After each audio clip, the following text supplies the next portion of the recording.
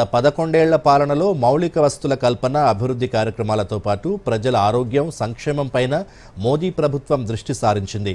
ఆయుష్మాన్ భారత్ పథకంతో పాటు కోవిడ్ మహమ్మారి సమయంలో దేశ ప్రజలందరికీ ఉచితంగా వ్యాక్సిన్లను అందజేసింది. దేశవ్యాప్తంగా 220 కోట్ల ఉచిత వ్యాక్సిన్ డోసులు అందజేయడమే కాకుండా విదేశాలకు వ్యాక్సిన్లను సరఫరా చేసి కోవిడ్ని సమర్థవంతంగా ఎదుర్కొన్న దేశాల సరసన నిలిచింది. ఇక 2018లో ప్రారంభించిన ఆయుష్మాన్ భారత్ ప్రధానమంత్రి జన్ ఆరోగ్య యోజన పథకాన్ని ప్రారంభించిన మోదీ ప్రభుత్వం దాదాపు 55 కోట్ల మంది లబ్ధిదారులకు ఆరోగ్య సంరక్షణ కల్పించింది.